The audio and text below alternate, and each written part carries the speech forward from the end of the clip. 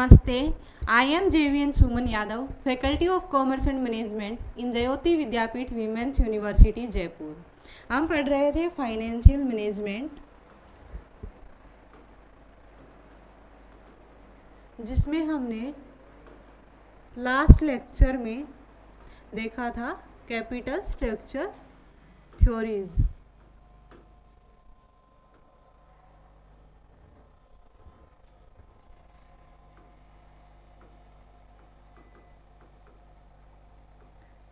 Capital structure theories, इसमें हमने देखा था कि कैपिटल स्ट्रक्चर थ्योरीज दो टाइप की होती है, relevant and irrelevant. Relevant capital structure theories कौन सी होती हैं? जो थ्योरीज ये मानती है कि जो कैपिटल स्ट्रक्चर है वो वैल्यूएशन ऑफ फर्म के लिए रेलिवेंट है। और इररेलिवेंट थ्योरीज क्या होती है? जो ये मानती है कि जो कैपिटल स्ट्रक्चर है that is not relevant for the value of firm but many other factors are responsible for the valuation of firm. तो रेलिवेंट थ्योरीज में हमने देखा था कि एक होती है नेट इनकम अप्रोच, दूसरी होती है ट्रेडिशनल अप्रोच। और इसमें जो है दो होती है, एक होती है नेट ऑपरेटिंग इनकम अप्रोच और दूसरी होती है मोदिग्लियानी मिलर अप्रोच, या फिर इसको हम MM हाइपोथेसिस या फिर MM अप्रोच भी कह देते हैं। ठीक है, आप इसमें हमने नेट इनकम अप्रोच को कल के लेक्चर में देख लिया था। आज के लेक्चर में हम ट्रेडिशनल अप्रोच को देखेंगे।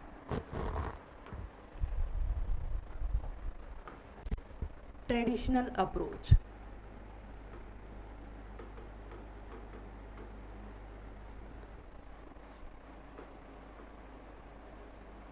क्योंकि ट्रेडिशनल अप्रोच जो है ये रेलिवेंट थ्योरी का पार्ट है, तो ऑब्वियस है कि ये क्या कहेगी कि जो कैपिटल स्ट्रक्चर है that is relevant for the valuation of firm.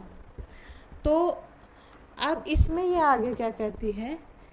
ये कहती है कि जब हम डेट का कॉम्बिनेशन करेंगे इक्विटी के साथ तो वो एक लेवल तक, तो up to a certain level only, जो हमारी कॉस्ट ऑफ कैपिटल है वो डिक्रीज होगी, वैल्यूएशन ऑफ फर्म या फिर वैल्यू ऑफ फर्म इंक्रीज होगी ये। और उसके बाद आफ्टर एक ऑप्टिमम पॉइंट जो हमारी ओवरऑल कॉस्ट ऑफ कैपिटल है वो इंक्रीज होना स्टार्ट हो जाएगी और वैल्यू ऑफ फर्म है वो डिक्रीज होना स्टार्ट करेगी।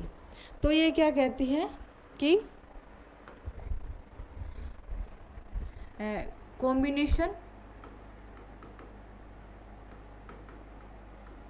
ऑफ इक्विटी एंड डेट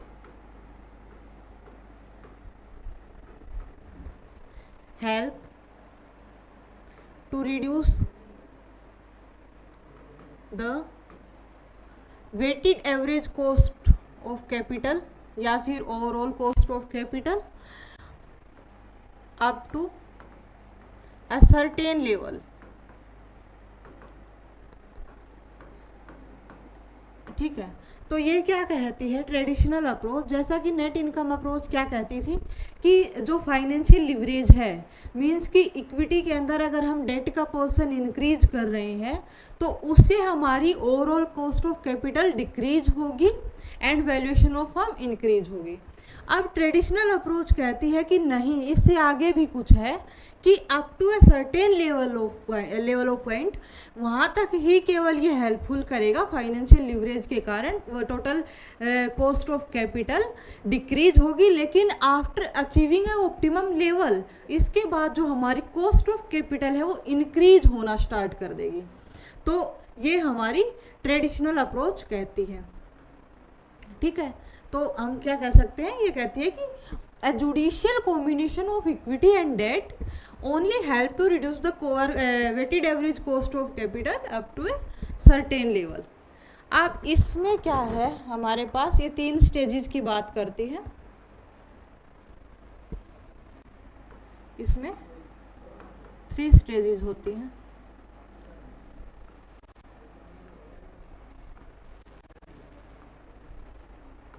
देखो, एक तो होती है इंक्रीजिंग वैल्यू, इंक्रीजिंग वैल्यू, दूसरा है ऑप्टिमम वैल्यू,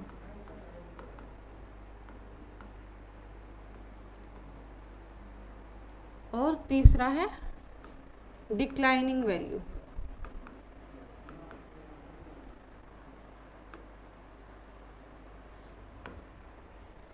अब हम इनको एक एक को देखते हैं, इनमें क्या बात की जाती है। फर्स्ट कौन सी स्टेज है हमारी? Increasing value.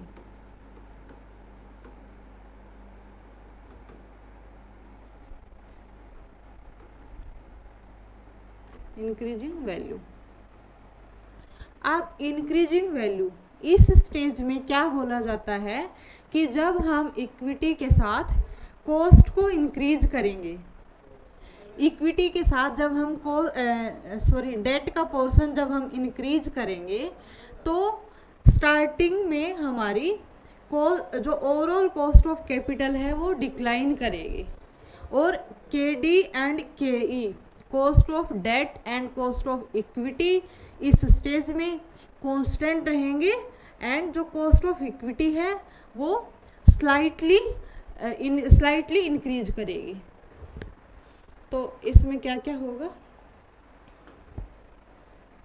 इसमें के D and K E cost of debt and cost of equity starting में कांस्टेंट रहेंगे। जब हम इक्विटी के साथ डेट का पोर्शन इंक्रीज करते जाएंगे तो स्टार्टिंग स्टेज पे ये दोनों कांस्टेंट रहेंगे, और के ई जो कॉस्ट ऑफ इक्विटी है वो स्लाइटली इंक्रीज करेगा। इस कारण जो हमारा weighted average cost of capital है वो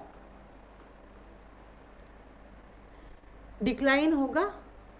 डिक्लाइन किस कारण होगा? वो फाइनेंशियल लीवरेज के कारण, फाइनेंशियल लीवरेज।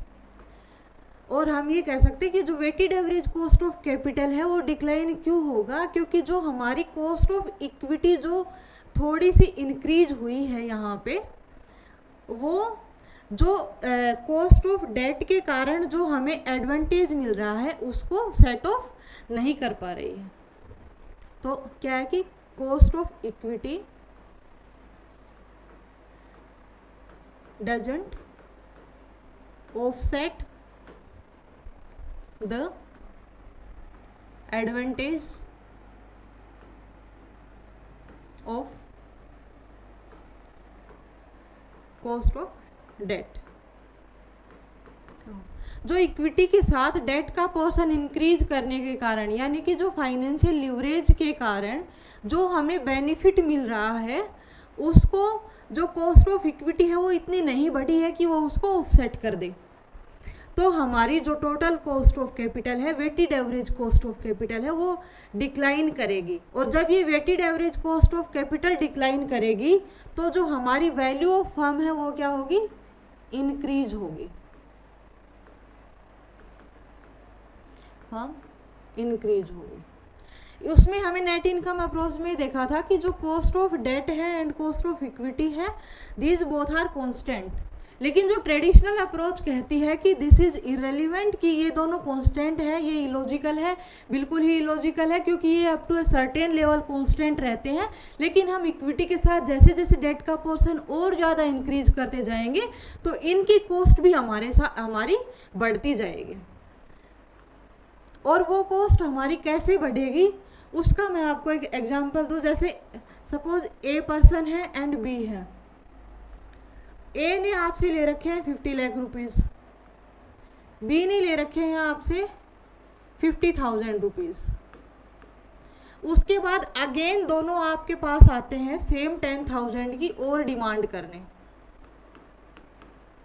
तो आप जब इसको दोगे, इसको देना ज़्यादा रिस्की है ए को, क्योंकि ऑलरेडी इसके पास हमारा 50 लाख है।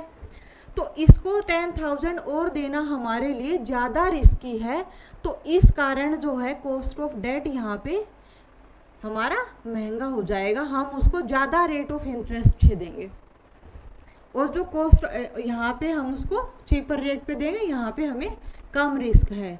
तो इसके लिए ये कहते हैं कि जब इक्विटी में एक सर्टेन लेवल यहाँ पे जब अचीव हो गया, उसके बाद भी अगर डेट हम इंक्रीज करते हैं तो वो हमें कॉस्टली पड़ता है, इसी कारण जो कॉस्ट ऑफ डेट है वो इंक्रीज होती है।